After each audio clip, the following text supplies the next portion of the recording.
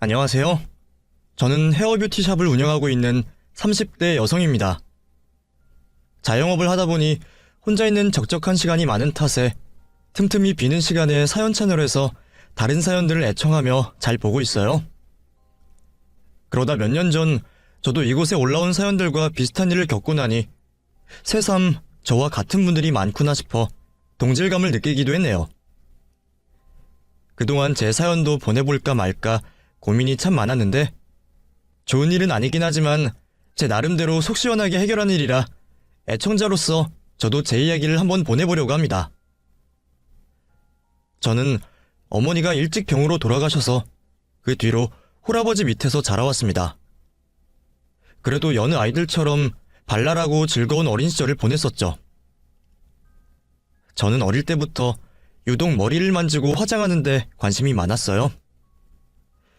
여자라면 누구나 어릴 때부터 그런 것에 자연스럽게 관심이 생기겠지만 저는 남들보다 몇 배는 더 관심이 많아서 어쩔 때는 구경이라도 하고 싶은 마음에 화장품 가게에 가 하루 종일 있을 정도였어요. 아마 알게 모르게 엄마의 빈자리로 인해서 그런 거였는지도 모르겠어요. 그렇게 미용에 관심이 많았던 저는 중학교 시절 친구들 머리를 만져주며 남들 꾸며주는데 한창 빠져 있었습니다. 당시에 저희 반 친구들 앞머리는 거의 다 제가 잘라줬었거든요. 덕분에 일찍이 재능을 깨닫게 된 저는 고등학교 진학을 앞두고 진로를 고민하다 헤어 디자이너를 꿈꾸게 되었고 아버지를 설득하여 미용 관련 고등학교로 진학하게 되었죠. 또래 친구들이 대학 진학을 고민할 나이에 저는 미리 진로를 결정하게 되었고 고등학교를 졸업한 뒤 2년제 미용 전문대학을 졸업 후 졸업과 동시에 취업을 할 수 있었고 저는 저와 비슷한 나이의 친구들보다 조금 일찍 사회생활을 시작하게 되었네요. 그렇게 취직을 하게 된 저는 사회 초년생답게 뭐든 열심히 했어요. 새벽 5시부터 저녁 10시까지 하루 온종일 서 있느라 고단했지만 뭐라도 하나 더 배우고 싶어서 쉬지를 않았어요. 주말 근무는 물론이고 하루 종일 쉴 틈도 없는 풀근무가 일상인 직업이다 보니 체력적으로나 정신적으로도 힘들긴 했지만 저는 하루라도 빨리 수습기간을 끝내고 직접 고객을 시술할 수 있는 디자이너가 되고 싶었기에 겨우 하루 쉬는 날도 반납하면서 경력을 쌓아갔죠. 당시에는 일을 더 한다고 월급을 더 받는 것도 아니었지만 열정 넘치던 저는 뭐 하나라도 더 배우고 싶었어요. 그렇게 싫은 소리 한 번 없이 열심히 일만 하다 보니 저는 남들보다 조금 빠른 3년 만에 승급해서 진짜 디자이너가 되어 손님들과 대면할 수 있었어요. 처음으로 제 이름과 디자이너 직함이 적혀있는 명찰을 받으며 얼마나 기뻤는지 몰라요. 정말 고생은 그때부터 시작이었지만 원하던 일을 하게 된 저는 행복하게 일을 할 수 있었습니다.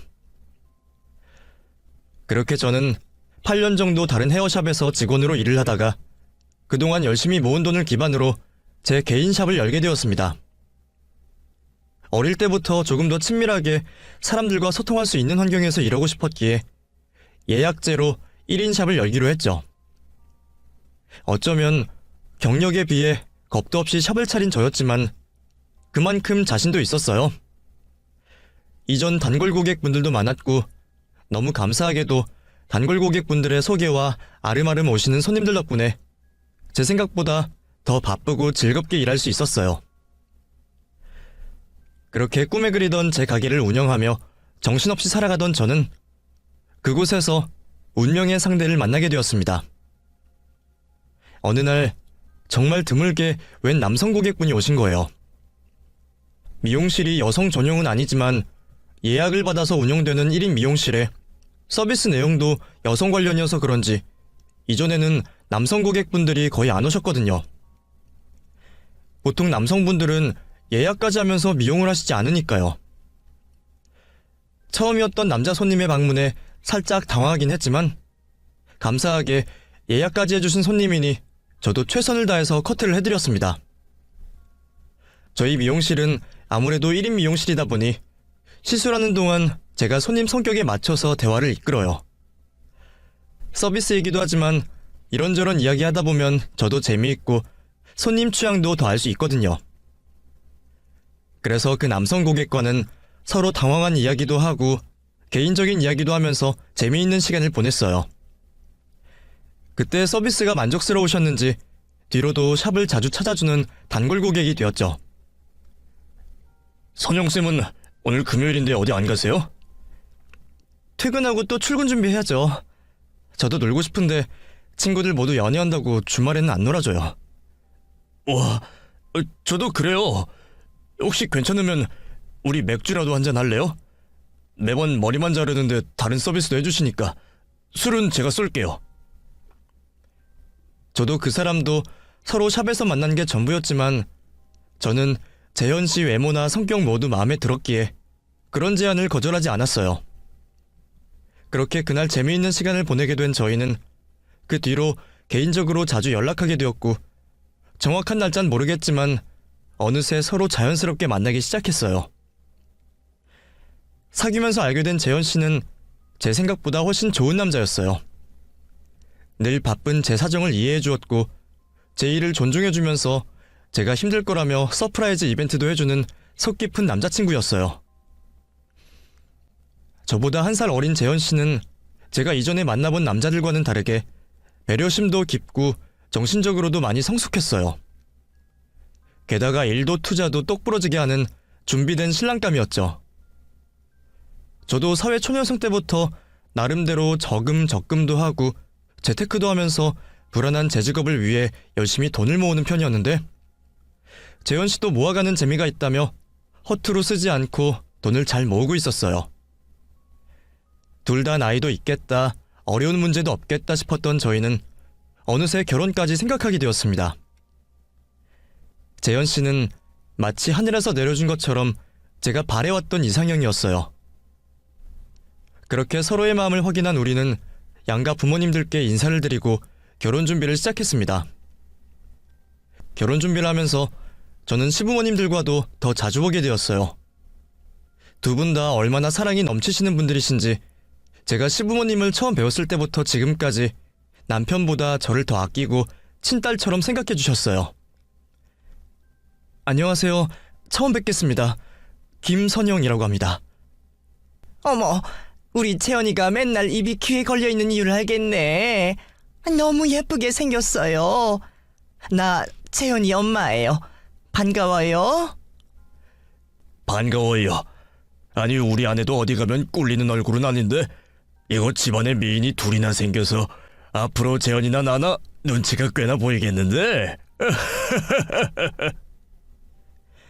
처음부터 저에게 부담스러울 정도로 친절하게 대해주시는 시부모님은 두 분 다 저를 얼마나 이뻐해 주시는지 매사 하나하나를 저에게 다 맞춰주곤 하셨어요. 남편이나 저나 둘 다 밖에서 일을 하는데 누가 더 힘들고 덜 힘들고가 어디 있겠어요? 그런데도 항상 여자인 제가 더 힘들다면서 시댁이라도 가면 누워있으라고 아무것도 못하게 하시고 남편도 못 얻어먹는 한약을 저한테는 지어주실 정도로 예뻐하신 탓에 오히려 제가 민망할 정도였죠. 그리고 재현 씨에게도 연애를 하면서 자주 이야기를 들어 알고 있었지만 시부모님은 정말 사이가 좋으셨어요. 누가 더하고 덜할 것 없이 서로를 무척이나 챙겨주셨지만 특히 아버님이 어머님을 무척이나 아끼셨죠. 당신 이것 좀 먹어봐. 정말 맛있어. 아유, 내가 먹을게요. 선영이도 있는데. 아니 뭐 어때? 선영이도 이제 우리 딸인데 가족끼리 이런 게 뭐가 민망스럽다고 그래? 따뜻할 때 먹어야 맛있어. 얼른 먹어봐. 내가 직접 먹을게요. 민망해서 그러지. 당신 손에 묻는다니까. 그러지 말고 자. 어머님께서는 제 앞이라 민망스럽다며 말리시는데도 아버지는 뭐가 어떠냐며 어머님을 마치 아기 돌보듯 하시는 거예요. 하지만 저는 그런 모습이 민망하긴커녕 시부모님의 사이좋은 모습이 마냥 보기 좋았고 그런 모습을 보고 자라온 남편도 그럴 거라 생각하며 저도 저희 부부의 행복한 미래를 꿈꾸었습니다. 정말 시아버지를 많이 닮은 남편은 평소에도 제게 참 친절하고 다정했어요. 그래서 저는 주변 친구들에게 부러움을 한껏 받으며 행복한 결혼 준비를 하고 있었죠. 들어보면 남들은 결혼식 한다면 예식장부터 스드메, 청첩장, 신혼여행지, 양가 부모님의 눈치까지 별별 것이 다 힘들어 두 번은 못하겠다고 하던데, 우리는 양가 부모님부터 시작해서 우리 둘까지 모두 의견이 잘 맞아서 힘들지도 않고 무난하게 준비하고 있었죠. 그러다 우리 모두 전혀 예상하지 못한 일이 생겼어요. 그날은 남편과 같이 결혼식 드레스 최종 결정을 하러 갔을 때였어요. 제가 뭘 입어도 너무 예쁘다는 남편 덕분에 기분 좋게 고르고 있는데 갑자기 남편에게 전화가 걸려왔고, 그 전화를 받은 뒤로 남편의 표정이 어두워지더라고요.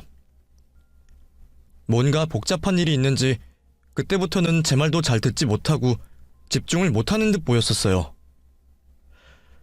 회사 일인가 싶은데 그것도 아닌 것 같고, 평소에도 제게 비밀 없는 사람이었으니 저는 남편이 먼저 말해주기를 기다리고 있었습니다. 그러다 점점 더 어두워지는 남편의 표정을 보고는 결국 제가 무슨 일이냐며 물어볼 수밖에 없었죠. 자기야, 무슨 일이야? 무슨 안 좋은 일이라도 있어? 그게 별거 아니야. 별게 아닌 것 같은데? 무슨 일인데? 말해봐. 나한테 말 못할 일이야? 그런데 저는 거기서 여태 몰랐던 남편의 이야기를 알게 되었습니다. 그게 사실은 내 친엄마라고 하는 사람한테 전화가 왔어. 뭐? 무슨 말이야? 친어머니라니? 지금 어머니가 낳아주신 어머니가 아니셔? 여태 말 못해서 미안해. 숨기려고 했던 건 아니야. 나한텐 지금 어머니가 친어머니나 다름없고 우리 가족 모두 그렇게 생각해. 하지만 낳아주신 어머니는 따로 계셔. 남편은 아주 힘겹게 자신의 사정을 얘기했습니다. 남편이 아주 어릴 적 부모님들께서 이혼을 하셨다고 해요. 남편도 어릴 때라 부모님의 이혼 사정은 몰랐고, 그 이후 아버님께서 현재의 어머님을 만나 재혼을 하신 거죠. 그 뒤로 어머님이 남편을 친어머니처럼 길러주셨고요. 남편이 자라는 동안에도 친어머니라는 분은 한 번도 찾아오거나 연락한 적 없다고 해요. 지금의 어머님께서 재현 씨를 친자식보다 더 사랑해 주셔서 부모님을 원망하거나 사랑이 결핍되진 않았지만, 그래도 핏줄이 당기는 건지 남편은 어릴 적부터 희미해진 기억 속 친어머니라는 존재에 대한 그리움이 있었다고 해요. 그 그리움이 떠올라 나이가 들어서 친어머니의 소식을 찾아보려고도 했지만 너무나도 오래된 일이라 단서가 될 만한 것도 없었고, 그렇다고 부모님들에게 직접적으로 물어보기에는 혹시라도 지금까지 키워주신 어머니 은혜에 상처라도 될까 싶어 아무 말도 못했다고 합니다. 그래서 남편은 그 뒤로도 평생 친어머니를 만날 일이 없을 거라는 생각에 제게도 따로 얘기를 하지 않았다고 했어요. 실제로 지금의 어머님이 남편에게 유일한 어머니였으니까요. 남편의 갑작스러운 고백에 조금 놀라긴 했지만 저를 속이려고 말하지 않았던 게 아니라는 걸 잘 알기에 저도 그런 남편을 이해했습니다. 그리고 친어머니를 그리워하는 그 마음도 이해가 되었죠. 저 또한 어린 나이에 엄마를 병으로 떠나보내고 아버지 밑에서 커왔으니까요. 그래서 나라면 어땠을까 하는 생각으로 고민하고 힘들어하는 남편에게 조언을 했죠. 자기야, 친어머님도 분명 그동안 사정이 있으셨을 거야. 이제 찾아와서 당황스러운 마음은 알겠지만 그 사정이 뭔지 들어보기라도 해야지. 그리고 결혼한다니 연락하신 걸 보면 분명히 축하해주고 싶은 마음이실 거고.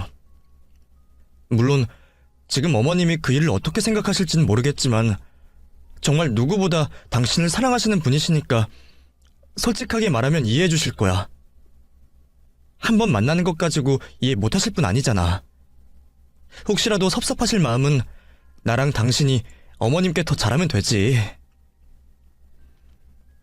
결정은 남편의 선택이었지만 전 제가 마음이 가는 대로 또 남편이 혹시라도 후회하지 않을 수 있게 말을 했습니다. 그리고 남편의 선택은 친어머니와의 만남이었죠. 물론 저희끼리 결정한 일은 아니라 생각했기에 남편이 시부모님께 이야기를 전했고, 그 와중에 아버님의 극심한 반대도 있었지만 결국에는 어머님께서 아버님을 진정시키시고 허락을 받아주셔서 다행이었어요. 그렇게 남편은 결혼을 앞두고 몇십 년 만에 그리워하던 친어머니를 만나게 되었습니다. 두 사람이 무슨 얘기를 나누었었는지 물어보지 않았지만 친어머니를 만나고 온 남편은 한결 마음이 편해 보이고 진정되어 보였어요. 그래서 저도 그런 남편을 보면서 두 사람을 만나게 한 게 잘한 일이구나 싶었죠. 혼자 친어머니를 만나고 온 남편은 제게도 친어머니를 보여주고 싶어 했습니다. 저도 남편을 낳아주신 분을 뵙는 게 맞는 일이라고 생각했어요. 그렇게 처음 뵌 남편의 친어머니께서는 남편을 길러주신 어머님과는 전혀 다른 모습이셨습니다. 안녕하세요. 처음 뵙겠습니다. 저 아드님과 결혼하게 되는 김선영이라고 합니다. 반가워.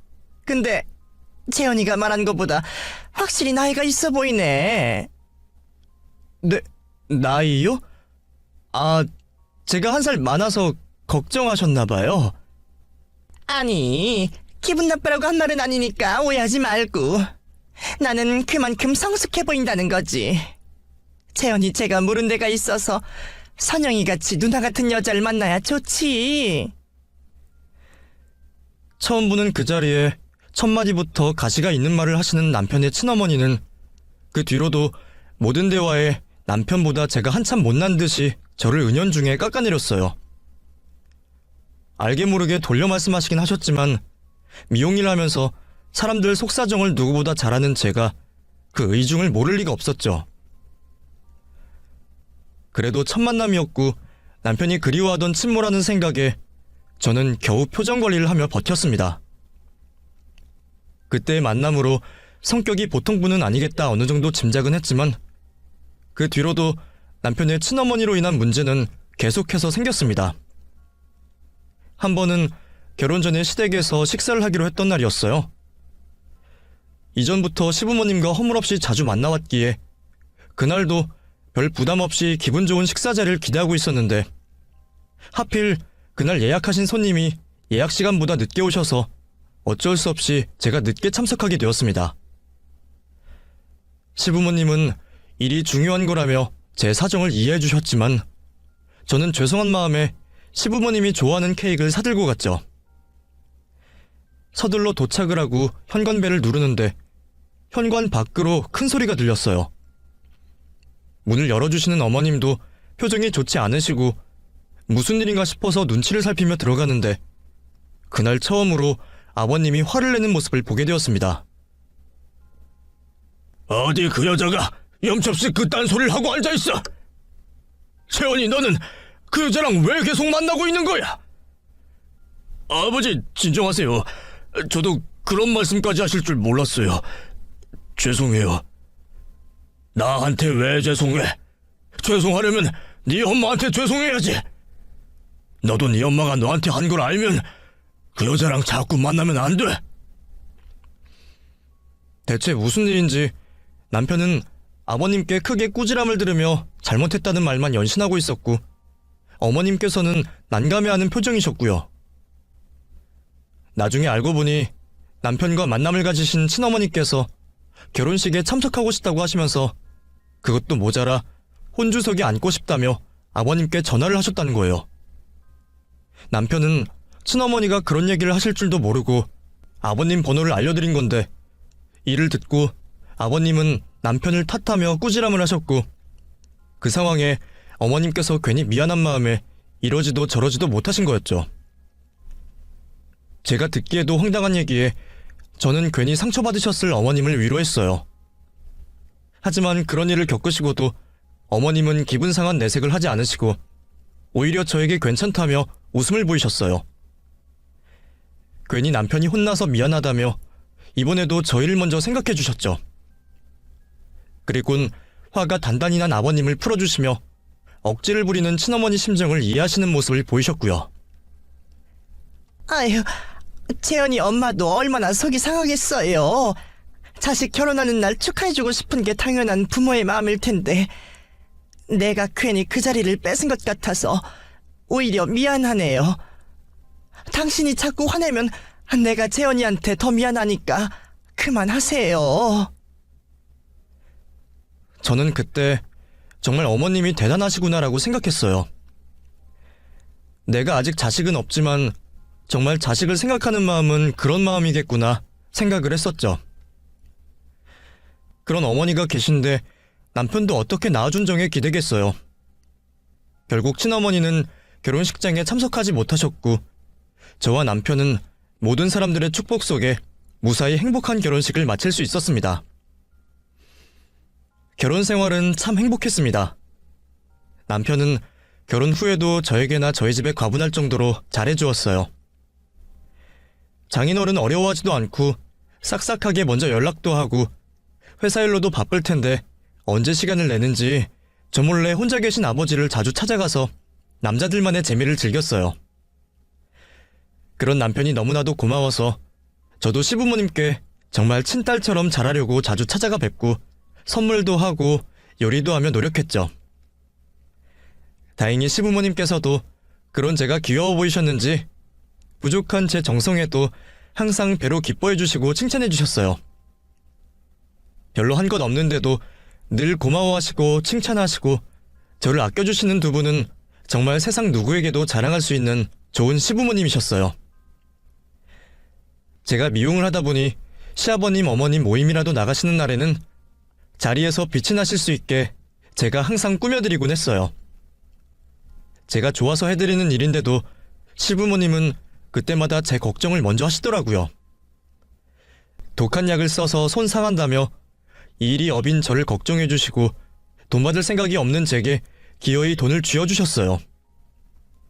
제가 심심하니 담소 나눌 겸 미용실로 찾아오시라는 제 권유에도 나이 든 사람 가면 손님 쫓는다며 한 번 오질 않으시는 탓에 제가 억지로 모셔와야 할 정도였어요. 저는 시부모님에게 감사하고 남편한테도 고마운 마음에 강제라도 시월드를 겪고 싶을 때 전 다른 곳에서 겪지도 않아도 될 시집살이를 당하고 있었습니다. 그건 다름 아닌 남편의 친어머니 때문이었죠. 결혼 전 그런 일이 있었지만 이후에도 남편은 친어머니와 연락을 하며 지냈고 저도 아내 되는 사람으로서 시부모님이 섭섭하지 않는 선에서 친어머니에게도 잘하려고 했어요. 그리고 일찍이 헤어진 남편과 남편의 친어머니 사연 때문인지 저희 엄마가 생각난 것도 있었죠. 그런데 제가 잘하는 것으로는 마음에 차지 않으신 건지 남편의 친어머니는 저에게 거절하기 힘든 부탁을 시작으로 점점 무리한 부탁을 하기 시작했어요. 처음에는 어떻게 하라는지 갑자기 제 샵으로 찾아왔죠.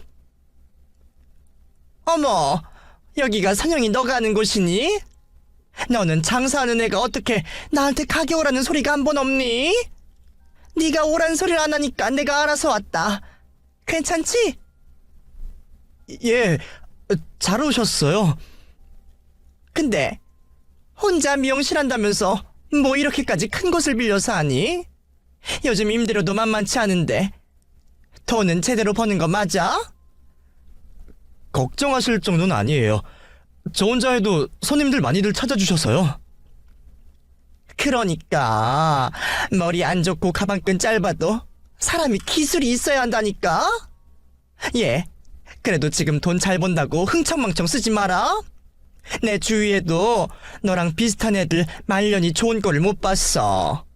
잘 벌 때 쓰던 버릇이 있어서 그런지 사치들을 하고 말이야. 너는 혹시나 그러면 안 된다. 우리 채원이 회사 일 하는데 너 때문에 고생하면 안 되지 않니? 이전부터도 말에 가시가 있는 건 알았지만 전에는 그래도 눈치 보는 척이라도 하시더니 결혼을 하고 난 뒤에는 아주 대놓고 비방하는 듯 했어요. 그렇게 원치 않던 그날의 첫 방문을 시작으로 남편의 친모는 매주 한 번은 찾아와 무료로 머리를 다듬고 가곤 하셨죠. 제가 별말을 안 하니 매주 찾아오는 게 익숙해졌는지 이후론 귀뜸도 해주지 않고 아무 때나 저희 샵으로 찾아오기 시작했습니다. 그럴 때마다 저는 정말 곤란했어요. 1인샵이고 예약제이다 보니 늘 손님들이 계실 때가 많았는데 갑자기 등장하시는 친모에 손님들도 싫어하시는 눈치셨죠. 오시는 손님들도 1인샵을 찾는 이유 중 하나가 프라이빗한 분위기인데 친모는 제가 이유를 설명해도 막무가내로 나오며 아무 때나 찾아와 제 손님을 재촉하듯 기다리면서 앉아 있었어요. 진짜 시어머니는 제게 고생이라도 시킬까 싶어 오시라고 말해도 오시질 않으시는데 친어머니 되는 분은 왜 저렇게 약속 없이 막무가내로 오는지 답답하더라고요. 그리고는 혼자 오시는 걸로 모자라신 건지 자꾸만 지인들을 보내시면서 제게 지인 할인을 부탁하셨습니다. 나야. 너 오늘 오후에 예약 없다고 그랬지? 내가 지금 사람 하나 보낼 테니까 잘 좀 해줘. 약도 싸구려 같은 거 쓰지 말고 제일 비싸고 좋은 거 쓰고, 그리고 서비스로 영양제나 그런 것 좀 잘해줘. 지인 할인 알지? 네? 어머니, 저 오늘 저녁에 약속이 있는데요. 갑자기 이렇게 하시면 제가 어떻게 해요? 아니, 무슨 약속인데 시엄마 부탁보다 중요한 거니? 그러지 말고 1시간만 늦춰. 한 사람 하는 건데 뭐 어렵다고 그래. 그럼 내가 너 믿는다. 알겠지? 그런 부탁이 한두 번이 아니었어요. 심지어 그 지인들이라는 분들도 어쩜 다 성격이 비슷한지 와서는 억지를 쓰고 자기 동네에서는 2만 원이면 한다면서 20만 원짜리 머리를 해놓고는 2만 원만 주고 가더라고요. 비싼 것, 좋은 것만 해달라 해서 그렇게 해드렸더니 약값도 안 나왔던 거죠. 남편 친모의 만행은 그게 다가 아니었어요. 친모는 저에게 못된 말은 그렇게 잘하면서 아들 앞에서는 세상 착한 사람으로 변하며 이혼 후 얼마나 힘들게 살아왔는지 눈물바람을 연기하는 탓에 친어머니를 애잔하게 생각하는 남편에게 그런 얘기를 하는 게 껄끄러웠습니다. 엄마가 너무 미안했어. 우리 아들 너무 만나고 싶은데 네 아버지가 알면 네가 혼날까봐 어쩔 수 없이 멀리서 지켜만 봤지. 하지만 너가 결혼한다는 소식을 듣고 도저히 못 참겠더라. 내 새끼 장가 간다는데 내가 옷 한 벌은 못 해줘도 친애미가 얼마나 자랑스럽게 생각하는지는 알려줘야 싶었지. 어머니, 이제 다 알게 되었잖아요. 자주 밥도 먹고 이렇게 만나면서 지내면 되죠. 제가 못 챙겨드리면 선영이도 있으니까요. 우리 이제라도 행복하게 지내요. 그래, 엄마는 선영이가 네 옆에 있어서 얼마나 다행인지 몰라. 애가 참 참해서 잘해주고 싶은데 엄마가 너무 힘들게 살아와서 아들 아닌 다른 사람한테 쉽게 마음 주는 게 힘드네. 선영아, 혹시 내가 말이 심하게 나오더라도 항상 이해해주렴. 속마음은 절대 그렇지가 않은데 여자 혼자 힘들게 살아오니까 억척스럽게 지내서 그래. 선영이 너도 밖에 일을 하니 이 시엄마가 이해가 되지? 친어머니는 마치 미리 계획한 것처럼 제가 말대꾸라도 하면 세상 나쁜 며느리가 되는 상황을 만들더라고요. 그런 곤란한 상황을 겪으면서도 저는 웬만하면 혼자 참으려고 노력했습니다. 괜히 말 꺼냈다가 시댁이나 남편에게 신경 쓰이는 일을 만들고 싶지 않았고, 그렇다고 매일 보는 것도 아니니까 제가 적당히 참으면 될 거라고 생각했죠. 그리고 무엇보다 뒤늦게 친모를 찾아서 행복해하는 남편에게 상처 주고 싶지 않기도 했고, 남편이나 시부모님들이 너무 잘해주시니 저도 조금이라도 참아보자라는 생각으로 하루하루를 참고 견디었어요. 그렇게 매일 점점 심해지는 스트레스를 참아가던 때였습니다. 봄이 되는 시기에는 손님들이 많아지는 시기 중 하나예요. 그만큼 기존 단골 고객분들 외에도 신규 고객분들이 많아 집중해서 잘 시술해야 다음 매출로 이어지는 중요할 때죠. 그 주도 꽉 찬 예약으로 저는 굉장히 바쁘게 보내고 있었어요. 그날은 유난히도 신규 손님들이 많아서 점심도 먹지 못한 채로 벌써 3번째 손님을 맞이하고 있을 때였어요. 가게 밖 계단에서 시끌시끌한 소리가 들리기에 저는 다른 층 상가에 무슨 일이 있나 싶었죠. 음악 볼륨도 조금 높이고 시술하면서 실수하지 않기 위해 고객분 체크도 하면서 집중하며 시술하고 있었는데 갑자기 저희 매장 문이 열리더니 시끄러운 소리가 저를 덮치는 거예요. 들어와. 여기야. 어머니? 어머, 손님이 계셨네. 얼른 끝내야겠다. 빨리 가서 머리 계속해라, 얘. 갑작스러운 남편 친모의 방문에 놀란 저는 고객분에게 양해를 구하고 문 앞으로 갔습니다. 어머니, 죄송한데 오늘 예약이 꽉 차서요. 아니, 근데 어쩐 일이세요? 아니, 내가 미용실 하는 며느리 뒀다니까 다들 네 얼굴 좀 보자고 해서 보여주러 왔지. 그리고 너도 시엄마 잘 둔 덕에 매상도 올리면 얼마나 좋니? 아까 말했다시피 예약이 꽉 차서요. 제가 따로 날 잡아서 연락드릴 테니까 그때 와주시면 안 될까요? 얘 선영아, 너 지금 시엄마 얼굴에 똥칠하려고 하니? 안 되면 미리 말해줘야지. 이미 다 데려왔는데 어떻게 돌려보내? 내년도 있는데. 오늘은 정말 힘들어서요. 죄송해요. 지금 고객분도 시술 중이시고 제가 정말 밥 먹을 시간도 없어서요. 죄송하지만 지인분들도 다음에 잘해드릴 테니 오늘은 돌아가 주세요. 죄송해요. 뻔뻔한 남편 친모의 행동에 너무 화가 났지만 고객분 시술 중이라 화를 낼 수도 없었고 말씨름할 여유도 없었기에 저는 안 된다는 말만 전하고 친모를 돌려보냈습니다. 그리고 다시 돌아와서 고객님께 연신 죄송하다고 사과를 했죠. 그렇게 우여곡절 끝에 시술을 마치고 저는 고객님께 다시 한번 불편을 끼쳐 죄송하다며 배웅해드렸죠. 그런데 돌아간 줄만 알았던 남편 친모와 일행들이 매장 계단에 앉아 이야기를 하고 있는 거예요. 손님 다 끝난 거지? 그럼 너 짬나는 시간이라도 친구들 머리 좀 해줘라. 너도 시엄마 입장은 생각해줘야지. 친모는 절대로 그냥 돌아갈 것 같지가 않았습니다. 결국 저는 다른 손님들을 받기 전 준비하는 시간에 쉬지도 못하고 남편 친모의 친구분들 머리를 만져주었습니다. 분명 가볍게 다듬는 것밖에 못한다 전했는데도 다들 시간 오래 걸리는 커트에 염색, 파마같이 다양하게도 말씀하시더군요. 정말 턱끝까지 육두문자가 올라오는 걸 참고 있는데 기어이 손님이 있는 상황에도 안까지 들어와서 난리를 부리는 판에 친모와 친구들로 시장판이 되어버렸고 결국 예약하신 고객들마저 연속해서 취소를 하고 나가는 일이 발생했습니다. 하루 종일 밥도 못 먹고 바쁘게 일했던 저는 정말 화낼 기운조차 없었어요. 그렇게 길고 긴 하루가 끝이 나고 탈진하듯 앉아있는 저에게 남편의 친모는 친구들을 대신 배웅해주고 저에겐 지갑을 안 가져왔다는 말과 함께 다음에 계산하겠다며 자리를 도망치듯 나가버렸어요. 거짓말인 걸 알았지만 붙잡을 힘도 없었네요. 애초에 친모가 와서 돈을 내고 간 적이 한 번도 없었으니까요. 그래도 친구들까지 데려와서 그 난장을 피웠으면 체면이 있어서라도 돈을 줄 줄 알았는데 제가 잘못 생각했었어요. 결국 남편 친모에게 받지 못한 돈이며 그동안 겪은 수모며 앞으로 떨어져 나갈 손님들 걱정까지 더 이상은 참지 못할 것 같아 친모에게 더는 찾아오지 말라 전하리라 결심했습니다. 그런데 눈치가 보였는지 한동안 오질 않더라고요. 그렇게 벼르고 있는 와중에 그날의 사건이 발생했어요. 그날은 제가 시어머님의 머리를 만져드리는 날이었어요. 오후에 동창회가 있으셨는데 이번에도 제 걱정 때문에 오지 않으신다는 걸 제가 억지로 모셔와서 머리를 해드리고 있었죠.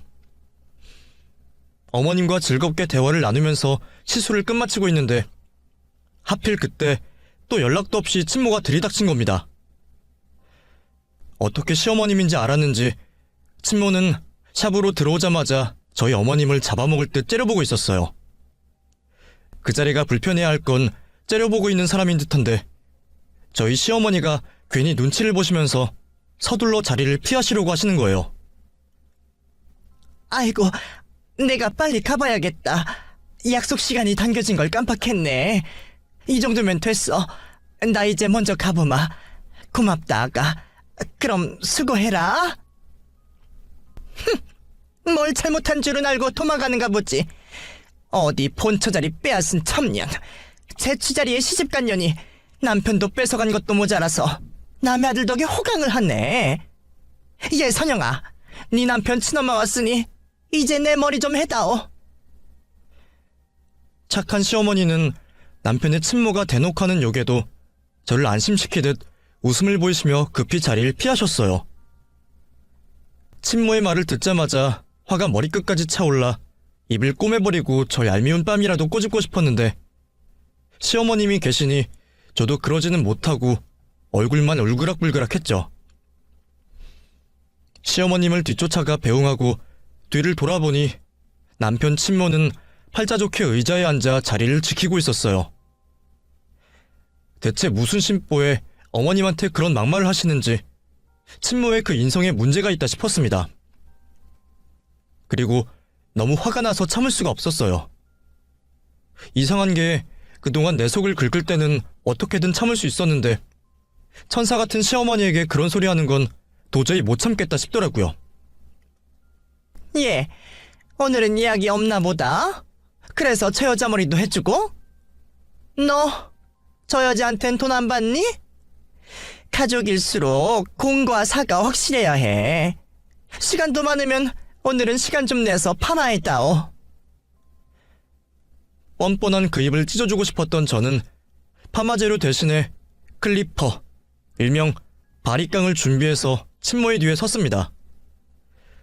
그리고 아무 걱정 없이 콧노래 부르고 있는 그 한 머리채를 잡아 올리고 냅다 밀기 시작했습니다. 어머 이게 뭐야? 얘가 왜 이래? 너 미쳤어? 가만히 있으세요. 움직이시면 피부 찢어져요. 야, 그만둬. 그만두라고! 그렇게 저는 어쩔 줄 몰라 하는 친모의 머리를 빡빡 밀어버리고 소리 지르며 울고 있는 남편의 친모에게 그간 속에 쌓아왔던 말을 다 했어요. 아무리 못 배웠다고 해도 사람이 나이를 먹으면 어른답게 굴어야지. 아들 버리고 모른 척 지냈으면 이제라도 뉘우치는 척 하고 있어야지. 아들 뒤에 숨어서 며느리 등쳐먹으니 좋으세요?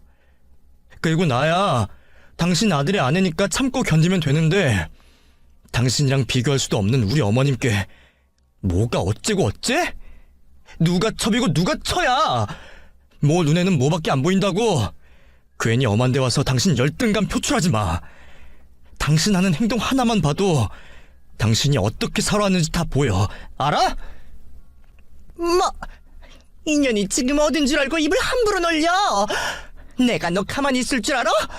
우리 아들이랑 당장 이혼시킬 거고 경찰에 신고할 거야. 그래, 신고해.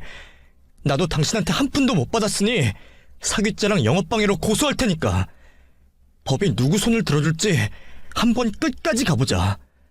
어디 소송할 돈은 있는지 모르겠지만. 저도 소리 지르며 말 한마디 지지 않고 말하니 안 되겠는지 도망가더라고요. 솔직히 저도 모르게 홧김에 저지른 일이긴 하지만 그렇게 한바탕 하고 나니 속이 시원해졌어요. 예약 손님도 더 없고 문 닫고 시댁애가 어머님 속을 풀어드리려고 정리하고 있었습니다. 그런데 그 사이 친모가 또 무슨 거짓말을 했는지 남편이 놀라서 뛰어왔어요. 여보, 엄마한테 들었는데 당신 뭘 한 거야? 무슨 머리를 다 밀렸다고 하는데 알아들을 수가 있어야지. 내가 당신 친모라고 하는 여자 머리를 다 아주 빡빡 밀어버렸어. 근데 나 안 미안해. 당황하는 남편에게 저는 지금까지 그 여자와 있었던 모든 일과 오늘 시어머니께서 당하신 일까지 모두를 CCTV를 보여주며 똑똑히 얘기해줬어요. 속 시원한 거야 제 속이고 남편은 다를 것을 알기에 혼날 준비를 하고 있었는데 남편이야말로 제대로 고소하라고 말하는 겁니다. 알고 보니 남편에게도 말 못할 사연이 있었어요. 어느 정도 친모와 만남을 이어가고 있을 때 친모가 자신의 사정을 이야기하면서 돈을 조금씩 뜯어갔나 봐요. 남편이 거부를 하면 자신이 죽어야겠다며 불쌍한 인생이라며 반협박을 하는 바람에 남편도 어쩔 수 없이 도와줄 수밖에 없었고요. 그런데 오늘 있었던 일과 제게 했던 행동들 모든 일을 알고 나선 분명 친모의 접근이 아들에 대한 애정은 아니다 싶었던 겁니다. 그렇게 저를 상해죄로 고소하겠다는 친모에게 똑똑히 일렀습니다. 지금까지 남편에게 받아간 돈과 제 샵에서 무전으로 이용한 비용, 그리고 그동안의 영업방해까지 쌍방으로 고소하겠다 알렸고, 결국 겁이 났는지 아님 다른 캥기는 게 있는지 순순히 물러났어요. 그러면서도 그 사이 남편에게 거짓말하고 이간질하는 것마저 들통나고 남편도 완전히 돌아서게 되었죠. 그 뒤로 남편은 친모에게 완전히 실망하여 친모와는 영영 연을 끊고 지내고 있어요. 나중에 시부모님께 이야기해보니 아버님이 이혼을 결심하게 되신 이유도 도박과 다른 남자와 바람이 났었기 때문이라 말씀해 주셨어요. 아버님은 남편이 또 상처를 받을까봐 차마 그 얘기만은 하지 못하셨던 거죠. 그래도 결국 아무 탈 없이 마무리된 일이라 우리 가족 모두 다행이라 하며 이 일을 넘겼습니다. 그 일을 계기로 저와 남편 모두 양쪽 부모님들에게 감사하고 더 끈끈하게 지낼 수 있게 되었어요. 힘들 때는 가족만큼 힘이 되어주는 게 없다고 느끼는 매일매일입니다. 여기 애청자 여러분들도 항상 가족 간의 진심을 표현하시고 매일 즐겁게 보내셨으면 합니다. 그럼 이만 적을게요. 들어주셔서 감사합니다.